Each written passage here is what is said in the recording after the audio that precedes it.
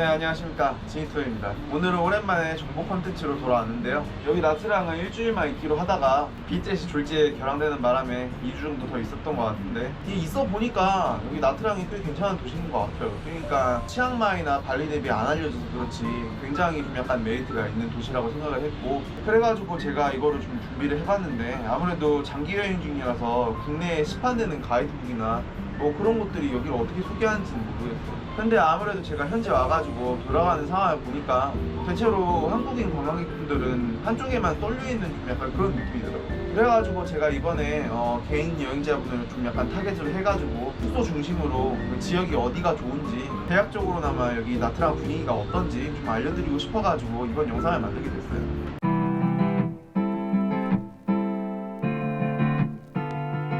확실히 날씨도 그 발리나 치앙마이보다는 나트랑이 진짜 훨씬 더 좋은 느낌인데요. 1월부터 9월까지는 건기라서 만연한 여름이고요. 10월부터 12월까지는 우기라고는 하는데, 특히 10월이랑 11월이 비가 많이 내리는 편이고, 12월은 조금 초반에 내리다가 그 중반부터 좀 약간 잦아드는 편입니다.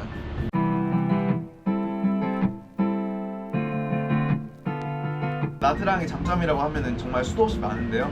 그 중에서도 제가 좀 약간 잘 모르실 만한 분들을 위해서 좀 몇 가지 뽑아보려는, 첫 번째로는 그 무한으로 즐기는 바다라고. 여기 한 달 동안 계신다고 하잖아요. 그러면은 진짜 계시는 한 달 내내 수영장에서든 바다에서든 진짜 아무 생각 없이 수영만 할 수 있어요. 제가 수영을 딱히 좋아하는 편은 아니지만 진짜 바닷가가 딱 드넓게 펼쳐져 있는데, 이게 진짜 나트랑이 오는 가장 큰 이유가 아닐까 생각을 합니다. 두 번째로는 저렴한 물가인데요. 이거는 진짜 제가 구차한 설명 안 드리고 가격을 다 말씀드릴게요. 이게 2024년 기준으로 라면이 25,000동이고요. 그리고 물 1.5리터짜리 요게 1만 동이고, 한국에서 먹을 수 있는 소주 있잖아요. 그거는 75,000동에 구할 수 있고요. 현지 맥주는 그 만동에서 한 2만 동 정도 되는 것 같아요. 근데 쌀국수나 고기덮밥 있잖아요. 꼼담이라고 하는 거, 그런 것들은 5만 동 안팎이면 먹을 수 있고요. 사실 이것도 5만 동도 현지 기준으로는 관광지 물가로 좀 약간 치고받는 편이고, 시세는 좀 높은 편이에요. 네, 세 번째로는 그 베트남이라는 나라 자체가 한국 친화적인 모습이 좀 많이 있다는 거예요. 좀 약간 코로나 시기 때 좀 불미스러운 일이 있긴 했지만, 나트랑 시내는 그냥 한국어만 말해도 잘 통하는 경우가 많고요. 특히 한국 제품 구하기도 쉬우니까 여행 오시는 분들에게 되게 좋은 익숙한 선택이 될 것 같아요. 네, 네 번째로는 이민자들이 운영하는 그 갖가지 레스토랑을 여기서 즐길 수 있다는 건데요. 아무래도 이거는 각자 사람마다 입맛이 좀 보수적이고 좀 약간 경험이 많지 않으신 분들은 좀 약간 부정적일 수 있으니까 가이드북에서는 잘 소개하지 않는 부분인데, 제가 생각하기로는 진짜 여기서는 이탈리아든 인도든 일본이든 멕시코든 그리스든 터키든 갖가지 이민자가 와가지고 차린 레스토랑들이 굉장히 많아요. 제 생각으로는 정말로 먹거리만큼은 진짜 해외여행을 하는 도중에 또 다른 해외여행을 할 수 있다. 그래가지고 되게 강추드리는 부분이고, 다섯 번째로는 의외로 여기 클럽 문화가 되게 핫해요. 그러니까 호텔의 루프탑 바라든지 아니면은 그 해변에 있는 비치 클럽이라든지 그런 게 좀 많이 발달했는데, 아무래도 지형이 지형이다 보니까 개인적으로는 잘 모르는 부분이긴 하지만 저 여기 오래 있어 보니까 한국 분들은 그런 거 되게 잘 즐기는 사람들이 많더라고요.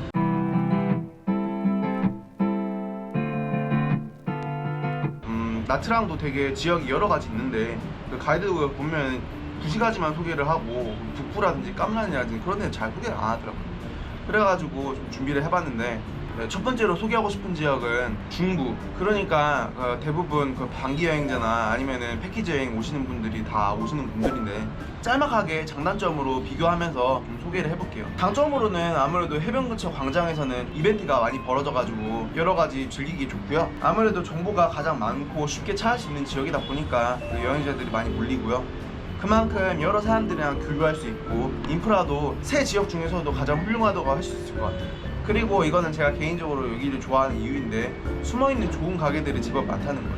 근데 아무래도 단점도 좀 약간 호불호가 많이 갈릴 수 있는데, 시장을 중심으로 해가지고 관광객을 좀 속이려고 드는 악동 상인들이 좀 많아요. 이거는 뭐 베트남 어딜 가나 어느 도시를 가든 그 숙소 중앙에 관광객도 오라고 좀 약간 만들어 놓은 시장 있잖아요. 거기에서는 되도록 돈을 많이 쓰지 않는 걸 추천합니다.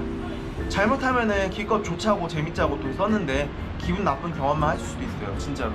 그리고 또 두 번째로 웬만큼 위치가 절묘한 곳을 고르는 게 아닌 한 좀 약간 밤에는 좀 소음에 많이 시달릴 수 있어요. 여기도 겉보기에는 되게 좋아 보이고 좋거든요. 근데 밤이 되면은 근처에 좀 약간 술집들이 좀 많아가지고 되게 시끄러운데 그 이어폰이나 뭐 그런 거를 낀다고 해결될 문제도 아닌 게 진동 있죠. 그게 막 울려가지고 아무리 그 침대에 누워있어도 막 울리고 해가지고 좀 약간 많이 불편합니다. 뭐 저도 여러 군데 많이 묵어본 거 아니어가지고 여기 지역에서만큼은 명당이 어딘지 그런 것까지는 추천을 못 드릴 것 같고요. 개인 여행자분들 이 동네 묵으실 거면은 진짜 최대한 위치 선정만큼은 기가 막히게 신중하게 하시는 거를 추천합니다. 여기 지역이 제가 진짜 영상을 만든 이유인데 여기 한국인들한테 잘 안 알려줬거든요. 약간 우리들한테 익숙한 한국식 아파트?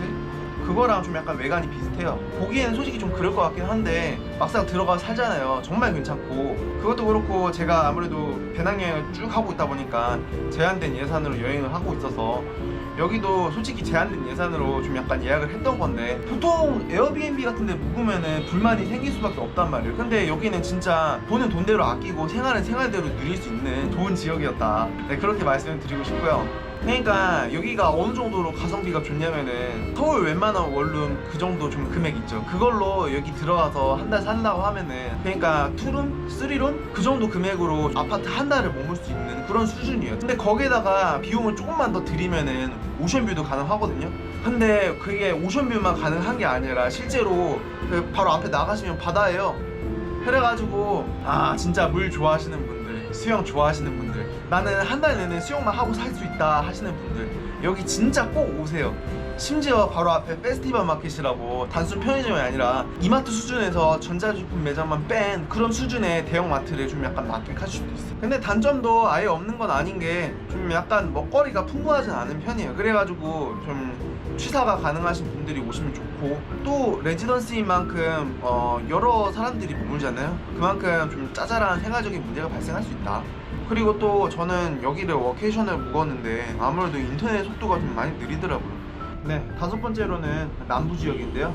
깜란이라고 하는 동네인데 여기는 아무래도 신혼여행이나 가족분들이 오시면 되게 좋을 것 같아요. 북부보다 비용은 좀 더 들어가는 대신에 아무래도 고급 리조트들이 많다 보니까 럭셔리한 관광하기에는 되게 일품인 동네죠. 근데 저는 아무래도 배낭여행자고 하다 보니까 원래는 촬영을 위해서 한번 방문을 하고 싶었는데 생각보다 너무 많이 멀더라고요. 그래가지고 그 차로 한 30-40분 걸리나? 그래도 방금 제가 소개한 북부 같은 경우는 중심가랑 그래도 왔다 갔다 할 수준이 된단 말이에요. 근데 여기는 진짜로 좀 약간 그냥 너무 많이 멀다? 단점이라고 하면은 좀 이 정도만 소개할 수 있을 것 같아요.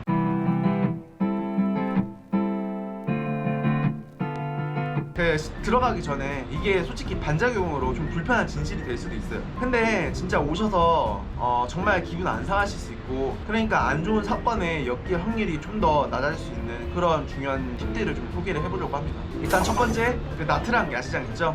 그 중심가에 되게 떡하니 자리 잡고 있는데 거기서 웬만하면 돈 많이 쓰지 마세요.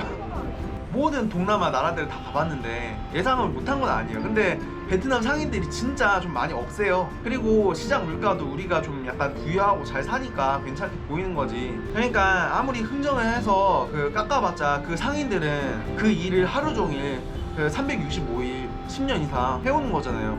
분위기 내기는 좋으니까 아예 제가 사지 말라고는 못하겠어요. 근데 어차피 아무리 깎아도 호구니까 최대한 매정하게 하세요. 흥정을 하실 거면은. 그리고 또 두 번째로는 택시는 온라인으로 예약한 거 아니면 무조건 피하세요. 처음 오시는 분들은 모르고 많이 당하시더라고요, 여전히. 특히 호텔 앞에 죽치고 있거나 아니면은 포나가르 사원이라든지 좀 관광지 주변에 좀 약간 죽치고 앉아있는 그런 택시기사들 있잖아요. 그런 거 절대 타지 마세요. 이거는 진짜 저희들이 알아서 현명하게 피할 수밖에 없는데 만약에 이거를 못 피하고 타시잖아요. 그러면은 나중에 내릴 때 좀 약간 이거는 더 설명 안 드릴게요. 제가 첫 번째로 주의하라고 말씀드리고 싶은 거는 나트랑 시내 돌아다니다 보면은 수레거차들이 좀 많이 보일 거란 말이에요. 막 타라고 권유할 텐데 저 그것만큼 절대 타지 말라고 말씀을 드리고 싶어요. 어제도 제가 카페 나오면서 봤는데 그 어떤 한국 아주머니들이 좀 약간 단체로 여행을 왔나봐요. 그 수레거차를 타고 잘 즐기고 요금을 지불하려고 하는데 그 기사가 말을 바꾸더라고요. 그러니까 그 기존에는 되게 싸게 해준다고 했더니 막상 내리고 요금 지불할 때는 그 가격을 바꿔서 부른다는 거죠. 그래가지고 막 실랑이를 부리고 있던데 안타깝더라고요. 보기 안 좋고. 네, 솔직히 나트랑이 여행 많이 다녀본 사람들에게는 좀 약간 할 거 없고 관광용 도시다라는 그런 얘기를 많이 들었어요. 근데 저는 이 정도 위치에 이 정도 물가에 이 정도 환경이면은 그래도 치앙마이 수준 된다고 생각하거든요. 심지어 여기는 치앙마이 없는 바닷가도 끼고 있고 날씨도 더 좋아요. 저도 비록 이 동네에서 좋은 일만 있었던 것도 아니고 뭐 물론 조심해야 될 것도 많은 건 사실이긴 해요. 그래도 있다 보니까 정이 좀 많이 들어가지고 이렇게 좋은 콘텐츠를 이번에 좀 준비를 해봤는데, 정말이지 나트랑은 나중에 여행 같이 하고 싶은 좋은 동행들 있잖아요. 같이 오셔가지고 현명하게 여행하시면은 굉장히 좋은 추억 만들 수 있을 거라고 저는 생각을 해요. 그러면은 다음에 봐요. 지금까만